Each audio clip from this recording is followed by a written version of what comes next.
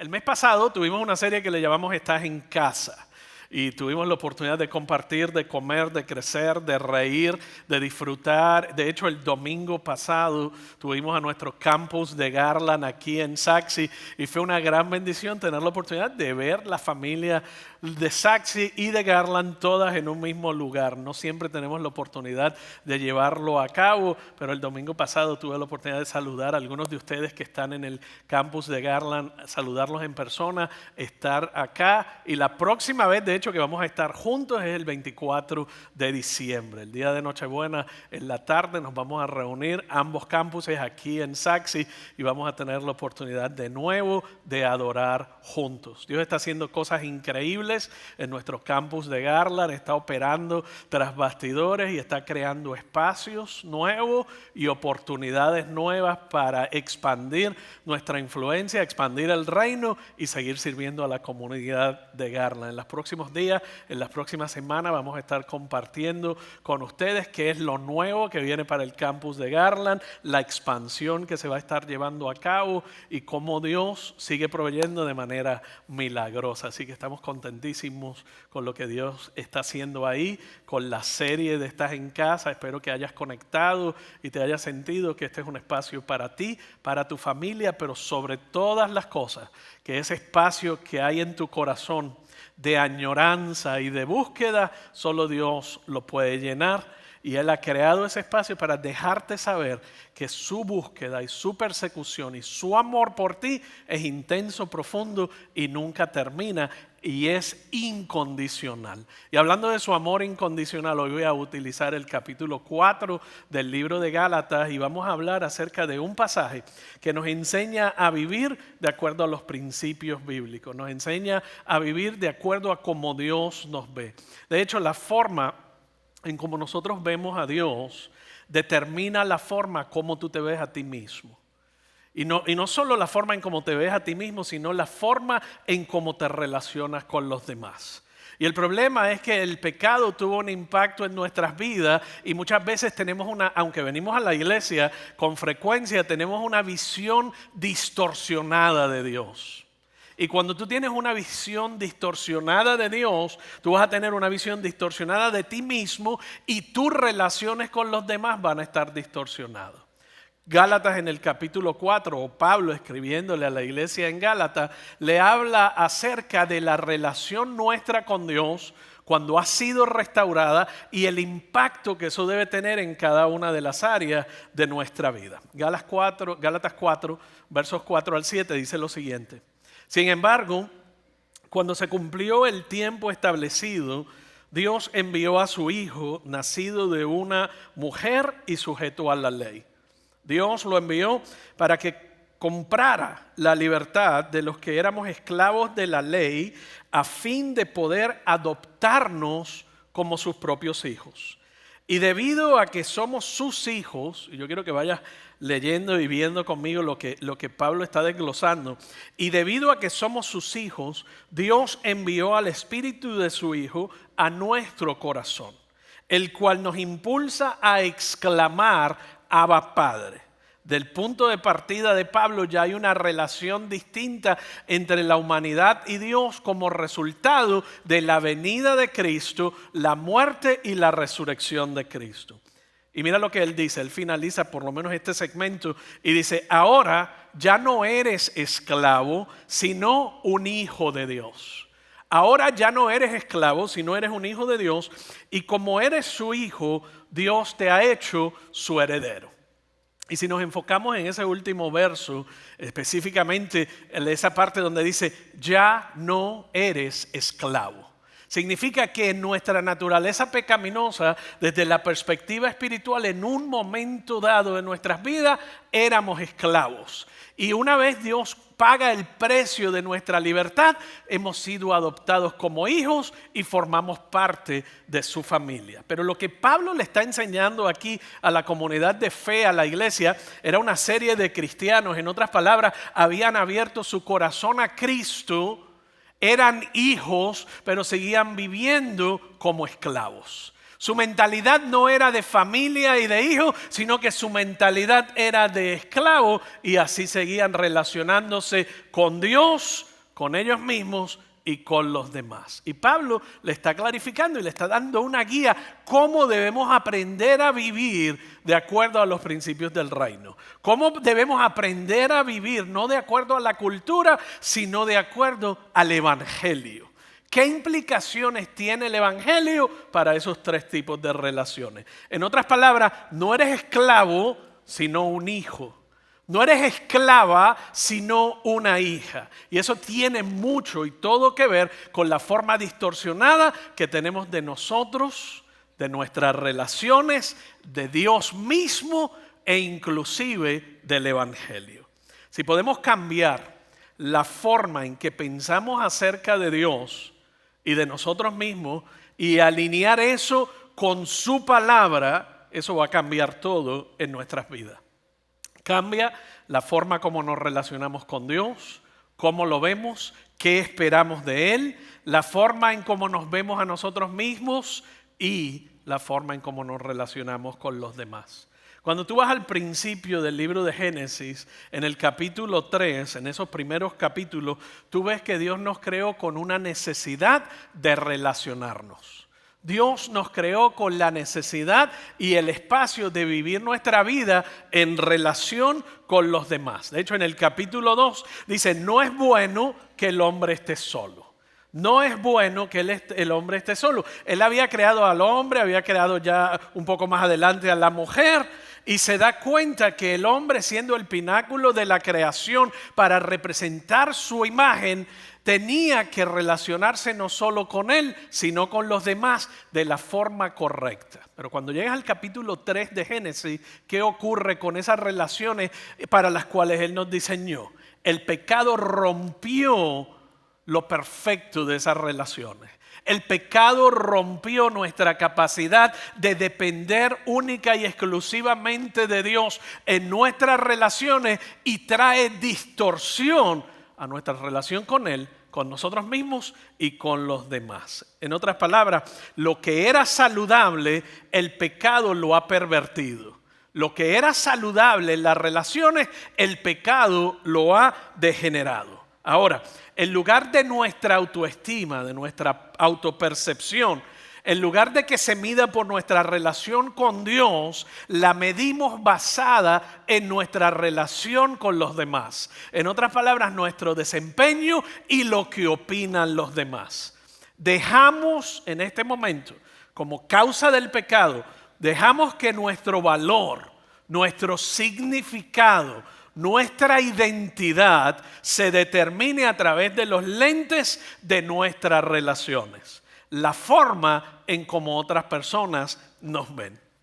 Y tú puedes ver cómo esto crea todo tipo de problemas en nuestras vidas. Si nuestra autoestima, si nuestro valor propio proviene de la aprobación de otras personas, piensa en eso por un momento, y ves cómo personas que se desempeñan de cierta manera y tienen alto rendimiento en ciertos contextos son aprobadas por los demás, lamentablemente creamos una ecuación poco saludable bajo la cual vivimos la mayoría de nosotros. En otras palabras, pensamos que la aprobación de los demás más mi desempeño es igual a una autoestima saludable.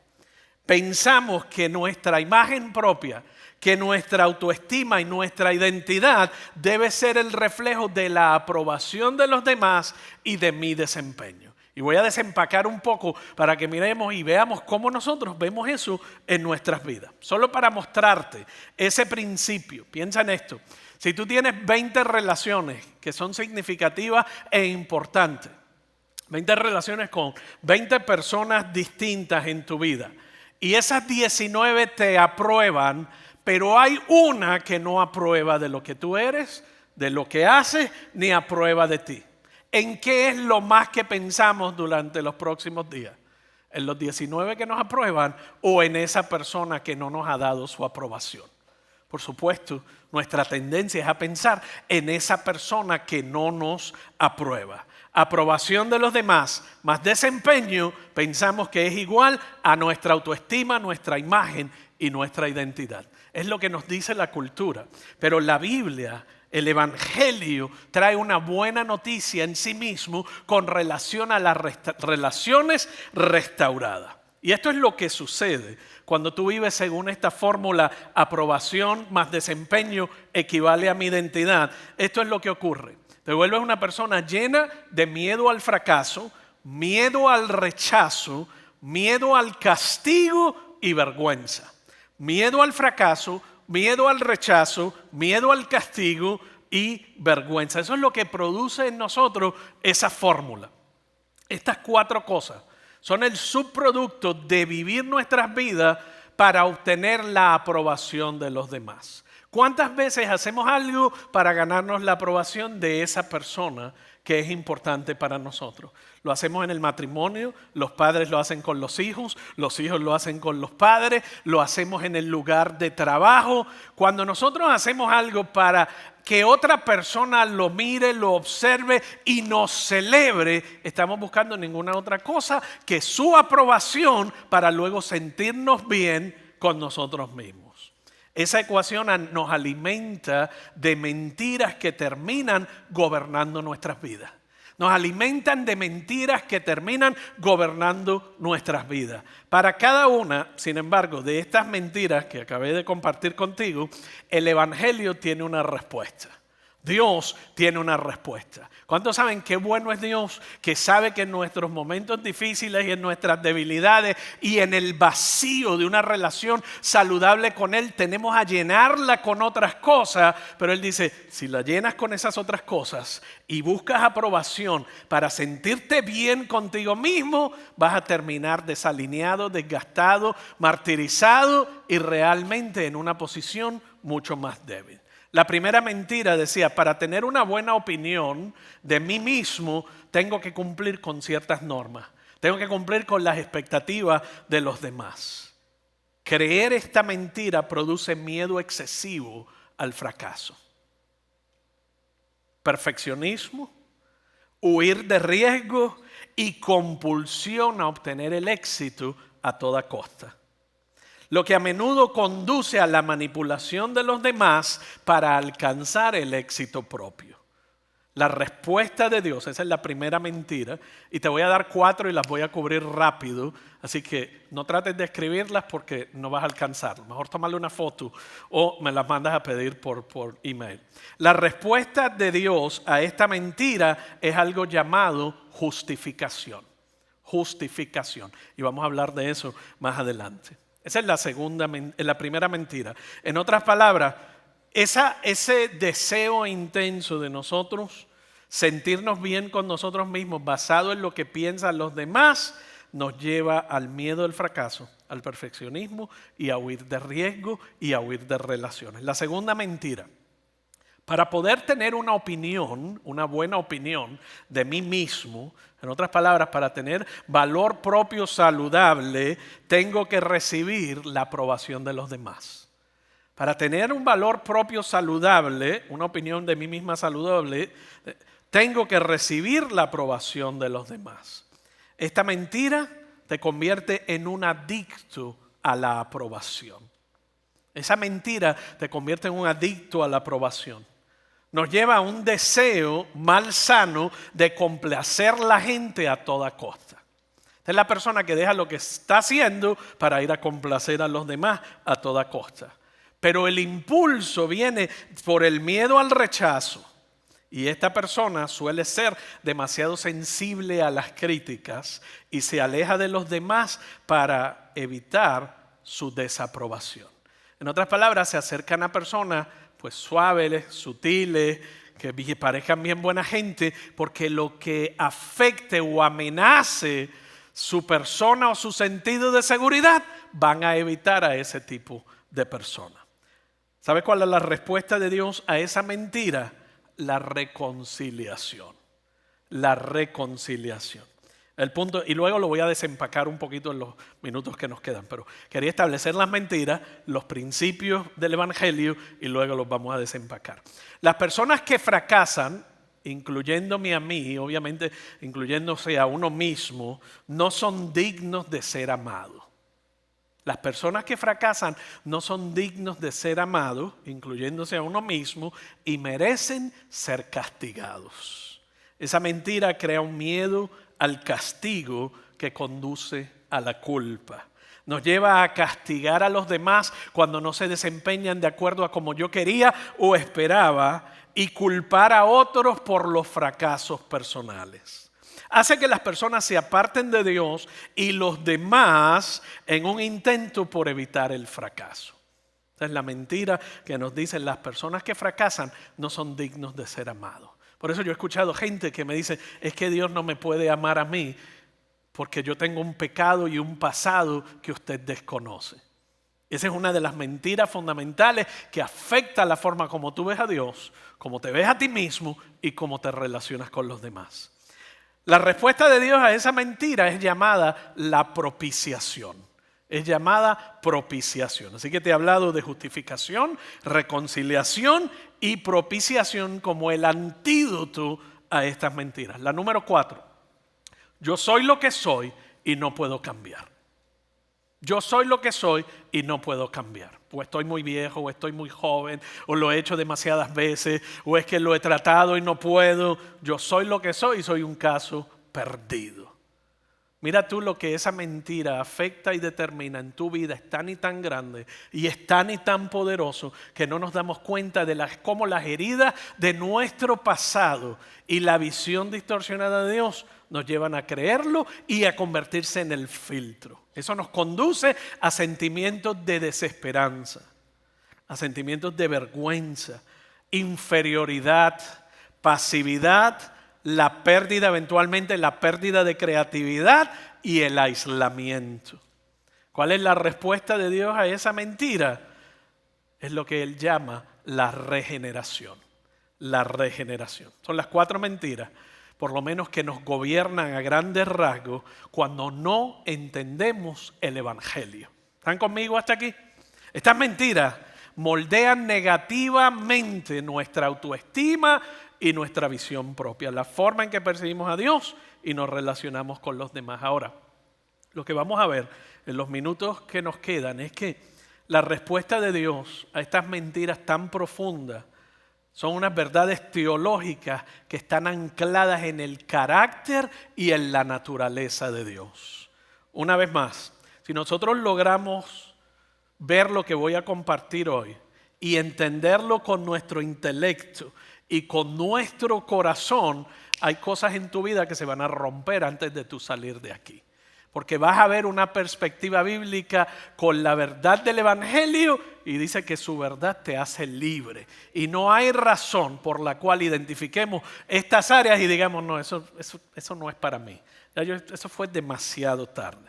Vamos a ver ahora la primera, justificación. Diga justificación. Son términos teológicos que los quería traer a nuestra vida de forma bien práctica. Justificación significa que Dios no solo te ha perdonado por todos tus pecados, no solo Él te ha perdonado por tus pecados, sino también te ha regalado la justicia de Cristo. No solamente te ha perdonado por todos, diga todos tus pecados, aun los que tú mismo no te has perdonado. Él te ha perdonado y no solamente te ha perdonado, sino que te ha regalado la justicia de Cristo. Por la justificación, tú tienes la justicia de Cristo. En otras palabras, la justicia de Cristo, cuando Dios te mira a ti, no te mira a través de tus pecados, ni de tus errores, ni de tus horrores, sino que te mira a través de la justicia de Cristo. Piénsalo de esta manera. Cuando tú eres justificado en Él, es como si nunca hubieses pecado. Cuando tú eres justificado en Cristo, es como si nunca hubieses pecado. Y eso a los religiosos nos choca muchísimo. ¿Por qué? Porque estamos orientados al desempeño. Dios me ama si yo me desempeño de esta manera. Pero mira cómo Pablo lo explica cuando le escribe a la iglesia en Roma. Le dice: en consecuencia. Le está explicando, él está compartiendo con ellos y le dice: en consecuencia, de modo que, ya que hemos sido justificados, diga justificados, ya que tú y yo hemos sido justificados mediante ¿qué? No dice tu desempeño, no dice tu pecado, no dice tu pasado ni dice tus errores. Dice hemos sido justificados mediante la fe. Sola fide, fe solamente. En otras palabras, tenemos paz con Dios por medio de nuestro Señor Jesucristo. Cuando el enemigo quiera susurrarte acerca de los horrores y los errores de tu pasado, tú tienes que irte a Romanos capítulo 5, verso 1 y decirle: Satanás, por cuanto en consecuencia yo he sido justificado mediante la fe y no mi desempeño, tengo paz con Dios por medio de mi Señor Jesucristo. Eso es y con eso usted silencia su propia voz y la voz de los reclamos que le quieren decir es que tú no eres suficiente, tú ni siquiera deberías venir a la iglesia. En otras palabras, hemos sido justificados ante Dios por nuestra fe en Cristo. Mira lo que Pablo dice acerca del mismo tema en 2 de Corintios, y es lo que es justificación. La justificación no implica inocencia. Eso es bien diferente. La justificación no implica inocencia. Simplemente significa que alguien con autoridad pagó el castigo de tu culpa. Alguien de autoridad pagó el castigo y el precio de tu culpa, de tu mala acción, y por ello puede ser justificado. No somos inocentes, pero la gracia nos ha justificado y nos ha hecho justicia en Cristo. ¿Está conmigo hasta aquí? Ok, piénsalo de esta manera. Visualiza 2 libros. En uno hay una lista de todos tus pecados. Y algunos de ustedes necesitan un libro bien grueso y otros necesitan otro gruesísimo, ¿verdad?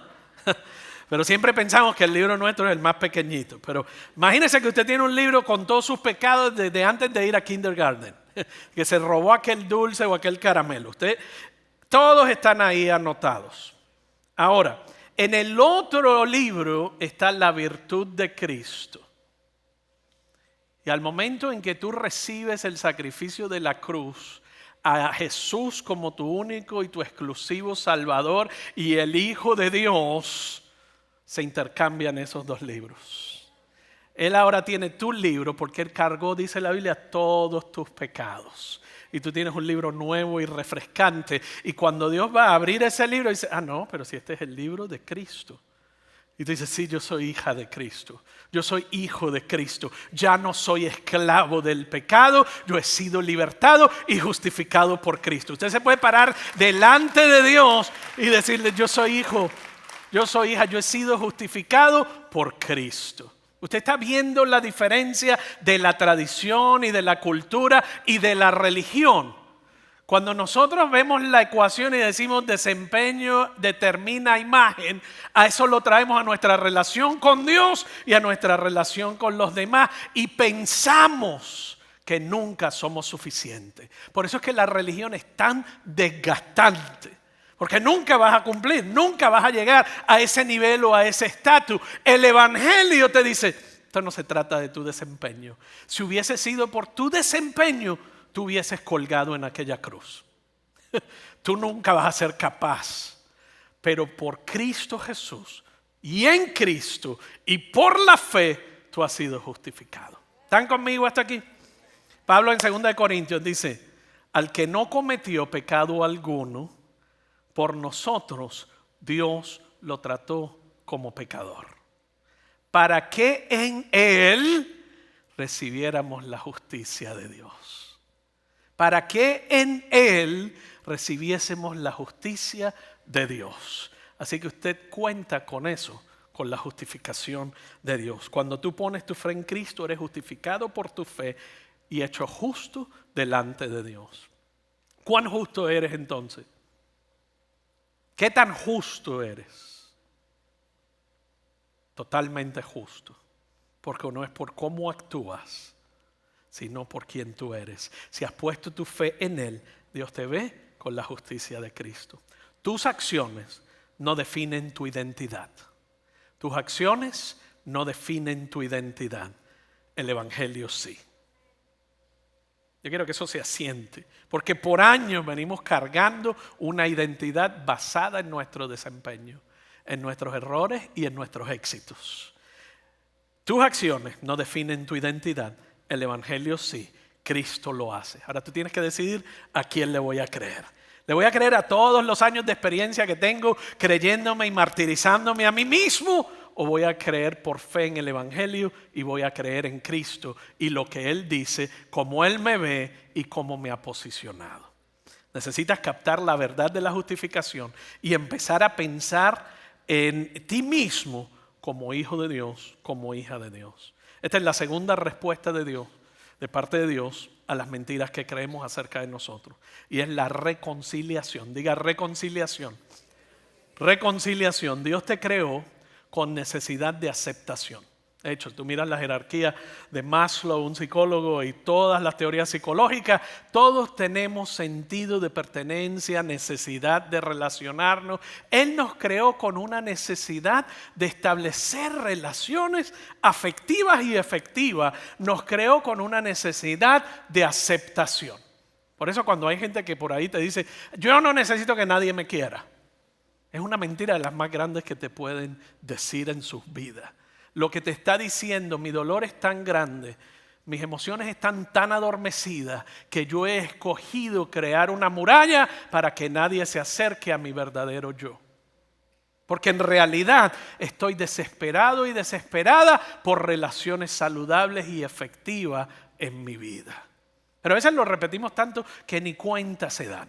Y se crea una costra, se crea una llaga que está cubriendo la necesidad que Dios puso en tu corazón y no se dan cuenta que se están muriendo por dentro. Pero se ha convertido en parte de quienes son. Él te creó con necesidad de aceptación, un sentido de necesidad que nos busca a llevar alternativas. Y cuando no las encontramos en Dios, cuando no las encontramos en Él, vamos a buscar sin rumbo todo el resto de nuestras vidas y nunca seremos capaces de encontrar lo que estamos buscando. Es a través de Cristo. A través de Cristo, Dios nos ha sacado de un lugar de alienación, de un lugar de separación, de un lugar de ser inaceptables y nos hizo aceptables delante de Dios. Nos hizo aceptables delante de Dios. Uno de los dolores más profundos es ser rechazado. Y a veces te rechazan con palabras, y a veces te rechazan con mirada, y a veces te rechazan con ignorarte. Pero uno de los dolores más profundos es ser rechazado. ¿Por qué? Porque Dios nos creó con la necesidad y el deseo de ser aceptados. Pero el pecado distorsionó esa necesidad de ser aceptados por Dios y nos lleva a la necesidad y a la búsqueda de ser aceptados por un hombre, por una mujer, por un jefe, por una persona que admiro. Y tu sentido de valor propio está tambaleando toda nuestra vida porque estamos buscando aceptación y valor en un lugar y en un espacio que no nos lo puede proveer. En una persona que no nos lo puede proveer. Y no quiere decir que esa persona sea mala. Puede decir que esa persona no tiene la capacidad que Dios tiene para hacerlo. Si esa persona fallece o es sacada de tu vida, tu sentido de valía se desmorona porque habíamos puesto nuestro valor propio en la aceptación de esa persona y lo que quedó fue un derrumbe y un vacío que ahora no sabemos qué hacer con nuestras vidas. Por eso Dios nos dice, si tú vas y lo buscas en cualquier otra cosa, espacio o persona, te va a llevar a la desilusión. Te va a llevar al quebrantamiento. Mira lo que Pablo nos dice en Colosenses capítulo 1, versos 21 al 23, hablando de la reconciliación. Eso los incluye a ustedes, que antes estaban lejos de Dios. Eran sus enemigos, éramos enemigos de Dios a causa del pecado. Dios es un Dios justo y no puede comulgar, no puede relacionarse con el pecado nos distancia de Él. Y Pablo nos está enseñando ese principio y esa verdad y nos está hablando de la condición humana sin Dios. Eso los incluye a ustedes que antes estaban lejos de Dios, eran sus enemigos, separados por Él, por sus malos pensamientos y acciones. En otras palabras, por el pecado. Pero ahora Pero ahora Él los reconcilió consigo mediante la muerte de Cristo. Tú has sido reconciliado con Dios. Esa separación, esa ruptura ha sido quebrada. Él lo reconcilió consigo mediante la muerte de Cristo en su cuerpo físico. Como resultado, en consecuencia, Él está ampliando el concepto, los ha trasladado a su propia presencia. En otras palabras, ya no hay nada que te separe de Dios. No hay nada que te separe de su presencia. Y ahora ustedes son santos, libres de culpa y pueden presentarse delante de Él sin ninguna falta. ¿Qué nos dice la religión? Si no te portas bien, ni se te ocurra acercarte a Él. Si no te portas bien, aléjate mejor. Y es lo que está diciendo Pablo, nos está explicando el concepto de la reconciliación, no según nuestra fórmula cultural, sino que nos está diciendo, Él te reconcilió. Significa que no hay separación entre tú y Él. Él te ha trasladado a su propia presencia y ahora ustedes son santos, libres de culpa y pueden presentarse delante de Él sin falta alguna. Pablo no está diciendo que eran perfectos la gente en Coloso ni la iglesia. Eran cristianos, pero no eran perfectos. Pero Pablo les está diciendo, ustedes son santos, libres de culpa y pueden presentarse delante de Él. Porque tu identidad está definida por Cristo y la reconciliación a través de Él y no a través de tu desempeño. Que no se te ocurra relacionarte con Dios a través de tu desempeño o a través de cómo tú te ves a ti mismo en consecuencia de tus errores. Pero deben seguir creyendo, en otras palabras, deben seguir buscando la santidad, deben seguir estableciendo y solidificando esa relación con Él, deben seguir creyendo esa verdad. ¿Por qué Pablo nos está diciendo que debemos seguir creyendo esa verdad? Nos está diciendo porque durante toda tu vida, en tu vida natural y carnal, cultural y social, tú has creído que el desempeño determina tu valor y establece las relaciones con los demás. Por eso Pablo te dice, tienes que seguir creyendo. Tu mente tiene que seguir siendo renovada en esa verdad y mantenerte firme, diga firme. Tienes que mantenerte firme en ella porque vas a volver y tu mente va a querer regresar a lo que tú eras antes. En otras palabras, quien tú eras antes. No se alejen, escucha esto bien, es que es increíble. No se alejen de la seguridad. Diga seguridad. En Cristo tú tienes seguridad. En la aprobación de los demás tú tienes un ir y venir constante. Si te portas bien conmigo, te apruebo. Y si no haces lo que me gusta, te desapruebo. Esa es la manipulación, ¿la están viendo? Pero Pablo les estaba diciendo, no se alejen de la seguridad que recibieron cuando oyeron la buena noticia. En otras palabras, cuando oyeron el evangelio, esa buena noticia, el evangelio ha sido predicada por todo el mundo. Y yo, Pablo, fui designado servidor de Dios para proclamarla. Dios nunca acepta lo inaceptable. Él nunca acepta lo inaceptable. Él tuvo que hacernos aceptable para estar en relación con nosotros. Algunos de nosotros miramos los 10 mandamientos o los tenemos en nuestra casa. Y está bueno, ¿verdad? Pero no los podemos ni tan siquiera cumplir esos 10.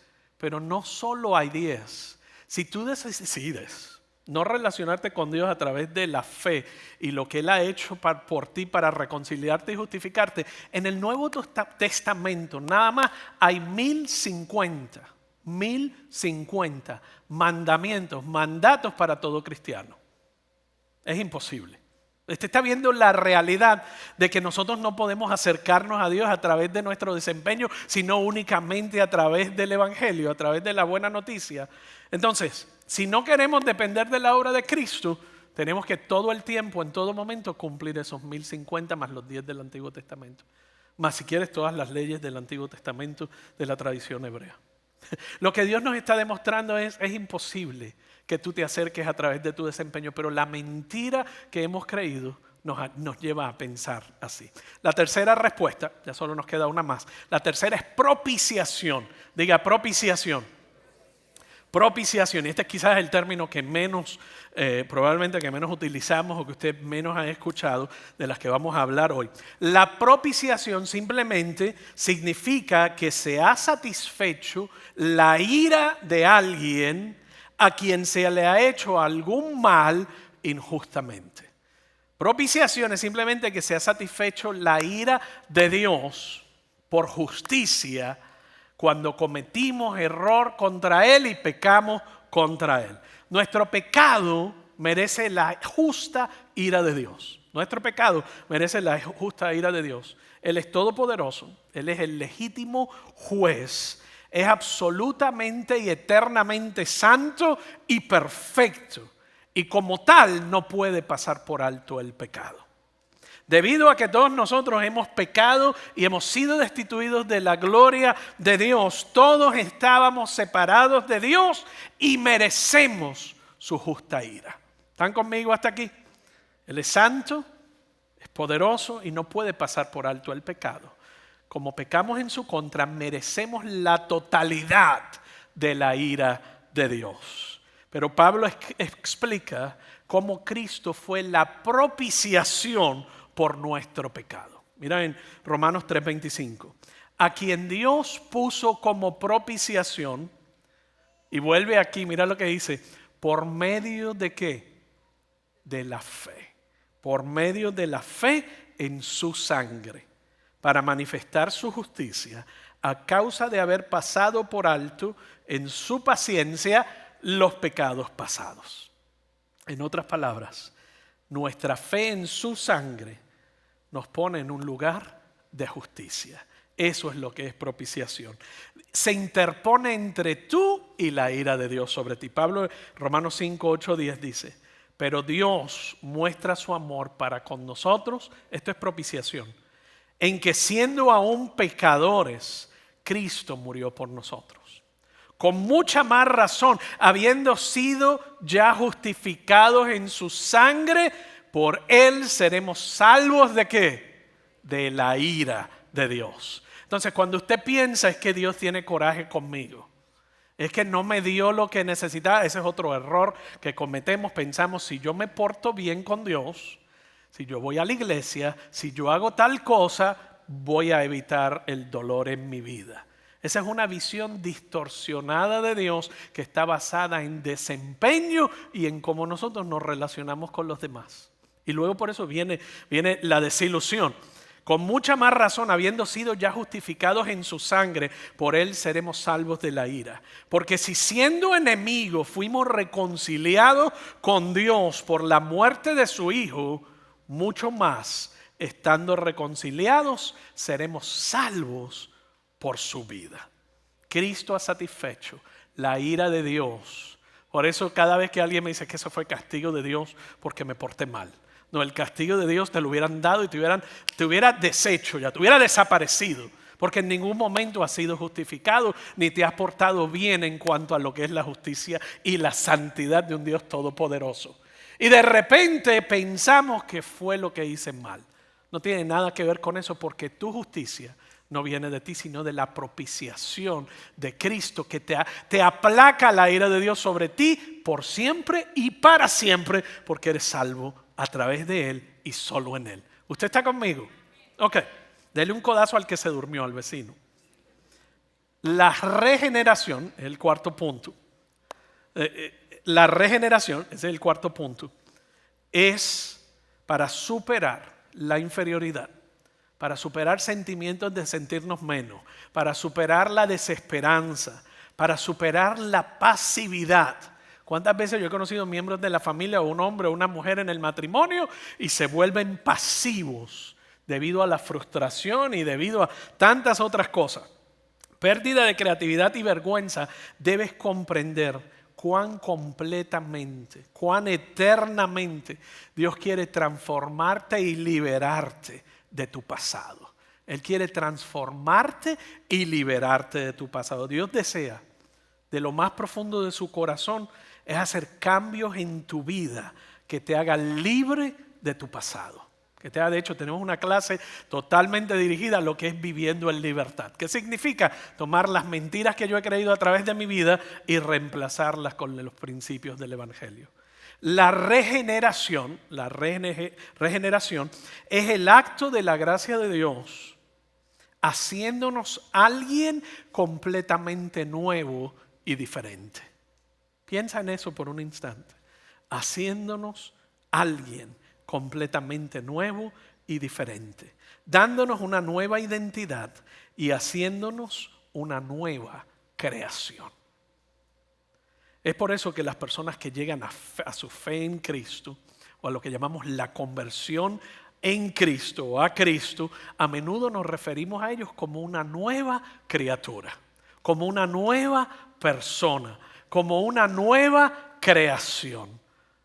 No hay historia quizás que más refleje lo que significa ser una nueva criatura que la historia de Zaqueo, en el capítulo 19 de Lucas. La historia de Zaqueo. Él era un recaudador de impuestos, era un rico recaudador de impuestos que, habiendo sido judío, ahora trabajaba para Roma, para el Imperio Romano, explotando a sus compatriotas, sacándole impuestos y dinero en exceso, haciéndose rico y enriqueciendo las arcas del Imperio Romano del primer siglo. Un día, Zaqueo se entera que Jesús estaba en esa comunidad, que estaba visitando a su pueblo, y él sube a un árbol sicomoro, para ver a este hombre que supuestamente amaba a los pecadores y a los recolectores de impuestos. Amaba a aquellos que nadie quería y que la religión y la sociedad y la cultura marginaba. Jesús lo ve trepado en el árbol, se asombra la multitud con lo próximo que Jesús hace. Jesús lo llama y le dice: Zaqueo, bájate de ese árbol, y se invita a su casa a cenar. La multitud quedó pasmada y asombrada, porque imagínate quién era este hombre que Jesús estaba invitándose a su casa. En la cena y en la conversación, en un encuentro con Jesús, y sabes que cada encuentro con Jesús no hace otra cosa que transformar vidas, te transforma para siempre. En esa cena con Jesús, Zaqueo experimenta amor incondicional. Zaqueo experimenta perdón incondicional. Zaqueo experimenta la verdad del evangelio, que no lo tildaba ni lo identificaba por su desempeño, ni por sus errores, ni por cómo la cultura lo había apodado o etiquetado. A gente a nuestro alrededor le encanta ponernos etiquetas. Tienes que dejar que quitarte esas etiquetas y dejar que Dios te dé una nueva identidad. Su identidad cambió radicalmente. Tú sigues leyendo la historia, y de un recaudador de impuestos repugnante y estafador, sus acciones reflejan un cambio. Él dice: yo me comprometo, primero que nada me arrepiento, segundo me arrepiento de mis pecados, prometo darle 4 veces lo que le quité a cada persona. ¿Te está viendo aquí la consecuencia de lo que es una nueva criatura, una nueva persona? Y él le dice: también prometió darle la mitad de sus posesiones a los pobres. Cada uno que le robé, él era un buen contable, era contable, le voy a dar 4 veces lo que le quité, le voy a dar la mitad de lo que tengo. ¿Qué pasó con Zaqueo? ¿Qué le dio Cristo de comer? Amor incondicional, aceptación y el reconocimiento que Zaqueo estaba buscando a través del estatus, a través del trabajo, a través de la política, a través de minimizar a otros para posicionarse. La regeneración no es un programa. La regeneración es la consecuencia de tú acercarte a Cristo, aceptarlo, convertirte en una nueva criatura con nuevos propósitos, tomar esa identidad que Él te da y vivir en agradecimiento de acuerdo a esa nueva criatura en la que te has convertido como producto de su sacrificio. La aceptación en fe de una nueva vida. De hecho, en unas semanas vamos a tener bautismos en agua. Y usted sabe, parte de lo que significa el bautismo en agua es recibir y aceptar la regeneración interna y decirle: Señor, yo te confesé de forma privada, ahora te voy a declarar de forma pública de que yo soy una nueva criatura, que he sido perdonado, amado y he experimentado la justificación, la reconciliación, tu perdón, tu amor incondicional. Y hoy quiero declararlo de forma pública y voluntaria. Es un paso importantísimo en tu jornada de fe. Hay gente que piensa: no, que no me quiero bautizar, no me quiero mojar el pelo, no sé nadar, el agua va a estar fría, no, que no sé qué, que no sé cuánto. Yo no sé cómo tú lo ves, Pero desde la perspectiva de la buena noticia del Evangelio, si alguien ocupó mi lugar, que yo merecía la muerte y él ocupó mi lugar, si alguien que ocupó mi lugar y recibió toda la ira de Dios a causa de mi pecado, y me restablece y me compra a precio de su vida y me saca de una vida de esclavitud, y no solamente me saca de la esclavitud, sino que me dice, y ahora eres parte de mi familia. Y esa persona me dice, sígueme, que tengo más para ti, no solamente este lado de la eternidad, sino el próximo. Y una de las formas de seguirme es bautizándote en agua. Hombre, me bautizo una vez, 3 veces, 4 veces, 10 veces. Métame desde arriba hasta abajo. ¿Por qué? Porque es una respuesta en agradecimiento a lo que Él hizo por mí cuando se convierte en una realidad en tu vida. Mientras siga siendo religión, mientras siga siendo un documento, el bautismo no significa nada. Pero el bautismo en agua significa yo recibo y acepto de forma pública todo lo que Él hizo por mí, lo que hizo por mí lo recibo y soy una nueva criatura. Hay gente que se bautizó cuando eran pequeñitos. Y cuando te bautizas cuando eres pequeño, pues tus padres toman esa decisión por ti. Como adulto tú debes tomar tu propia decisión y hacer tu propia declaración de fe. Esto no es por pala, esto no es por conexión, esto no es por palanca y mucho menos porque pues si él lo hizo por mí. No, usted tiene que aceptar el sacrificio de Cristo, su nueva identidad, su nueva personalidad y una nueva relación con Dios, con usted mismo y con todos los demás. Eso era todo. Zaqueo. La aceptación de fe de una nueva vida transformó la vida de ese hombre, la vida de un pueblo completo y su carrera. De hecho, si te quieres bautizar, o puedes obtener información o el código QR en pantalla o lo puedes obtener también a la salida. Pablo le escribe a la iglesia, le escribe a Timoteo, de un pastor joven al que le estaba escribiendo una carta, estaba mentoreando, desarrollando, y él le escribe a Timoteo y le dice, a Tito, capítulo 3, versos 3 al 7, a Tito. En otro tiempo también nosotros éramos necios y desobedientes. Estábamos descarriados y éramos esclavos de todo género de pasiones y placeres. Vivíamos en la malicia y en la envidia. Pablo básicamente le está explicando a Tito lo que es el pecado. Nosotros no necesitamos mucha explicación posiblemente. Éramos detestables y nos odiábamos unos a otros. Pero cuando se manifestaron la bondad y el amor de Dios nuestro Salvador, Él nos salvó, no por nuestras propias obras de justicia, sino por su misericordia. Nos salvó mediante el lavamiento y la regeneración. En otras palabras, te hizo una nueva criatura. Y la renovación por el Espíritu Santo, el cual fue derramado abundantemente sobre nosotros por medio de Jesucristo nuestro Salvador. Así lo hizo para que justificados, ¿por qué? Por su gracia, no por nuestro desempeño, llegáramos a ser herederos que abrigan la esperanza de recibir la vida eterna. Ese pasaje teológico rico, práctico y que nos convierte de esclavos y mentalidad de esclavo a mentalidad de hijos. La regeneración es la obra de renovación del Espíritu Santo, que literalmente hace que cada creyente, una nueva persona en el momento en que confía en Cristo, su Salvador. ¿Sabes que nuestro obstáculo más grande para experimentar la regeneración es que a veces no nos sentimos diferentes? Bueno, yo acepté a Cristo, pero me siento igual que todos los días. Y algunas veces tampoco actuamos de manera diferente. Cuando reconocemos los resultados de la justificación, de la reconciliación, de la propiciación, vamos a encontrar más fácil aceptar el hecho de que hemos sido regenerados.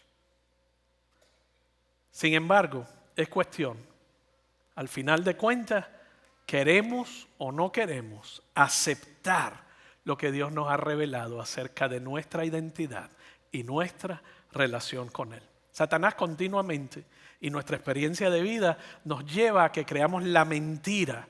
Soy lo que soy, no puedo cambiar, soy un caso perdido. Dios nos recuerda constantemente quién verdaderamente eres en Cristo. Y empecé haciendo una lista de tantos y tantos pasajes que los tuve que borrar porque hubiésemos estado aquí hasta las 4 de la tarde. Pero solo te voy a dar 3. Pero la Escritura, el Evangelio está lleno de recordatorios de quién tú eres en Cristo.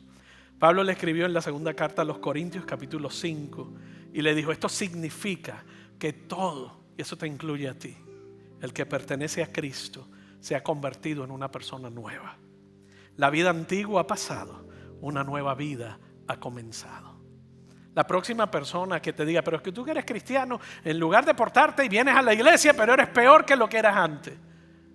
Tú no eres una nueva criatura basado en lo que una persona te diga. Tú eres una nueva criatura porque Cristo te hizo nueva criatura a través de su sacrificio en la cruz del Calvario. Tú eres una persona imperfecta, eres un pecador salvo por gracia, que de hoy en adelante tú dices, yo soy su hijo y su hija. Eso que te dicen que tú, que tienes y que dejas y que vas a la iglesia y nunca parecen mejorar, realmente es una hipocresía de esa otra persona que es tan pecadora y tan pecador como tú y está tratando de controlar esta relación a través de ver tus defectos y minimizar quién tú eres en Cristo. O sea, te la dejo ahí para que se asiente. Vamos a Gálatas mejor, capítulo 2, verso 20. Mi antiguo yo ha sido crucificado con Cristo. Ya no vivo yo, sino que vive Cristo en mí. Ya no vivo yo, sino que vive Cristo en mí. Así que vivo en este cuerpo terrenal.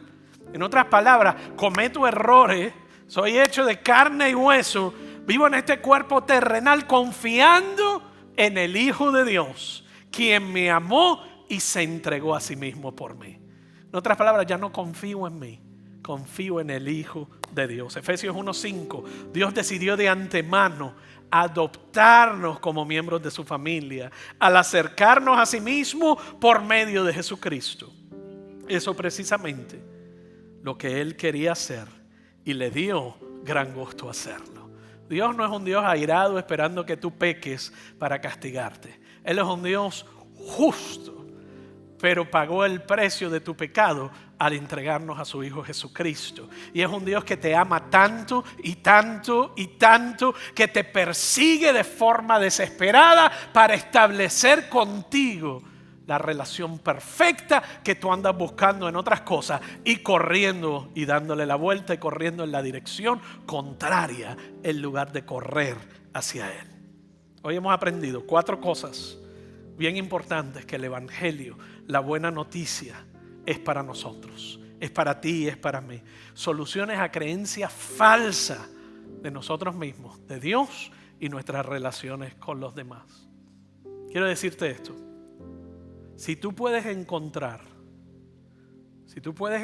tu nueva identidad y tu autoestima en Cristo y saber que tú eres incondicionalmente amado y aceptado, que tú eres incondicionalmente amada y aceptada, tú vivirás con una nueva confianza y seguridad como hijo de Dios y como hija de Dios, en lugar de vivir como esclavos,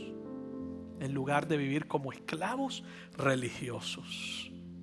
Tu percepción de Dios y tu comprensión de ti mismo y de ti misma basada en Él determinas la forma como tú te relacionas contigo y cómo te relacionas con los demás. Deja que el Evangelio transforme, regenere y cambie tu vida para siempre. Yo quiero que ahí donde tú estás, yo te invito a que tú hagas de esta plática de hoy el lema de tu vida. Hazlo el lema de tu vida y desafía las mentiras que te hacen esclavo. De hecho, hay un libro, saqué mucho de este material de ahí también, Búsqueda de significado, de Robert McGee. Search of Significance en inglés, de Robert McGee, en busca de significado. Y este libro yo me topé con él en el año 2020 y trajo paz a mi vida, trajo libertad. Estaba en terapia durante ese año, en terapia con mi consejero y con mi psicólogo, y una de las cosas que me recomendó, me dice: John, es que tú, parte de lo que estás haciendo es tratando de alcanzar a través de tu desempeño una aprobación que solo Dios te puede dar.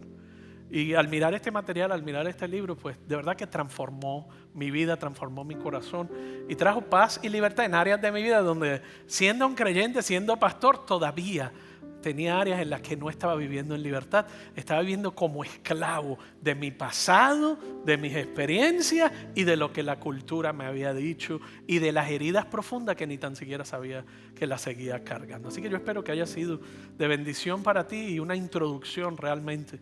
Pero si algo de esta plática ha tocado tu corazón, yo quiero que hagamos esta oración, y si te atreves a hacerla en voz alta en Garland, aquí en Saxi y ahí donde estás en línea con nosotros, es una oración reconociendo el trabajo de Dios en nosotros. ¿Quiénes somos? Pero el trabajo de Dios y lo que Él quiere hacer en nosotros. Dios bueno y misericordioso, hoy reconozco que soy profundamente amado, completamente perdonado y totalmente agradable delante de ti. Ya no tengo que tener miedo al fracaso. Soy totalmente aceptado por ti. Ya no tengo que temer al rechazo. Soy profundamente amado por ti.